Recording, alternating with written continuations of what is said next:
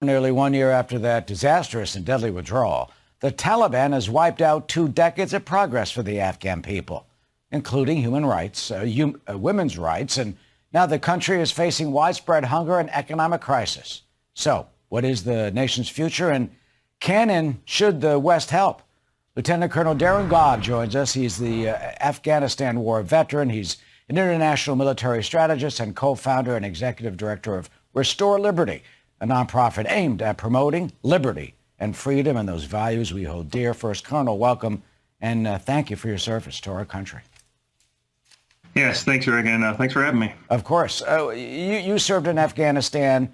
What is the state of the Afghan people today? What is it like for them to now live under the strict, heinous, and unforgiving rule of the Taliban?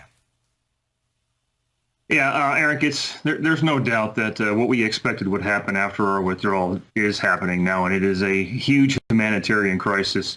Women and children are trying their best to support themselves, often as their primary breadwinner, I guess you could say, is off either fighting themselves in some way or they've been lost.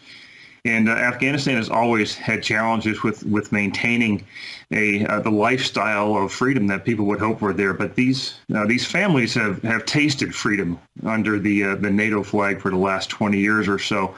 And now that they've tasted that freedom, the beauty of it is that they know that there is hope out there, and they're going to continue to fight for that freedom now, despite all the terrible tragedies that are going on around them. Yeah, we see human rights, women's rights, for example, women not allowed to work outside of the home except for some specific professions, girls not allowed to go to secondary school again, and they've got the food crisis, a vast majority of the country facing extreme hunger because of the inadequacies of the Taliban be able to even, they can fight, but they seemingly can't run a government. Yeah, and this is not exactly what the Taliban is there to do in the first place, is to run an effective government for their people. The best hope that the people of Afghanistan has is in themselves and their willingness to resist against the Taliban and push them back from what they're doing to them on a number of fronts. The Taliban is part of the agenda of building this caliphate, and that's what the women and children are doing there is they're the ones that are fighting for their own liberty and their own freedom and trying to provide for themselves. And that's the best hope that the Afghans have right now, is their ability to do this for themselves. But we should absolutely support them in any way we can. And how do they do that, when you at the point of a gun, and when you've got the Taliban terrorists, wanting to take your door down, come in and kill you and your family? I mean, they are so brave and courageous. Is there any way, Colonel, do you think that they can somehow modify the Taliban, change the Taliban, or can they even overthrow the Taliban eventually?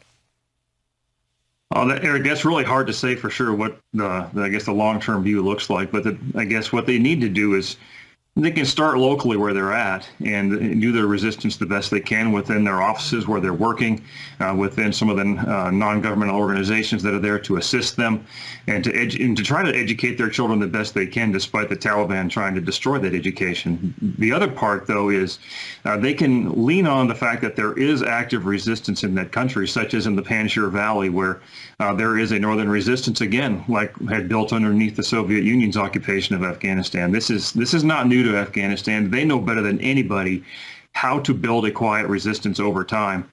And the women and children are going to, again, be able to be part of that now.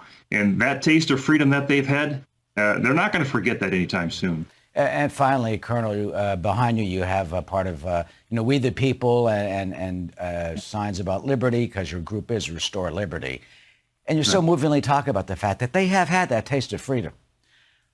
What can we do? Can we as Americans, individual citizens, what can we do to try and help that? Is there any way that we can help them out of this morass and give them the hope that they so desperately need, now that, as you say, they know what life is like not under the Taliban?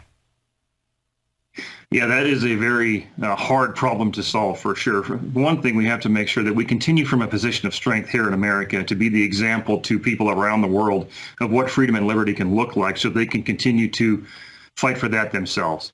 The second thing is to look into actual effective non-governmental organizations that are helping the Afghans, women and children specifically, with education and food, and believe it or not, things like firewood that is so limited there in quantity. So there are options to do it. There are abilities we have the ability to get into Afghanistan still in limited numbers of people and be able to be part of the solution from inside the country itself. Your group is Restore Liberty. That is your aim, and that is the aim eventually, hopefully, for the Afghan people, despite what they've been through. Lieutenant Colonel Darin Gaub of Restore Liberty, thank you for your insight, and again, thank you for your service, and as we honor all our veterans and those who served here at Fox News. Good to see you, sir. Thanks, Eric.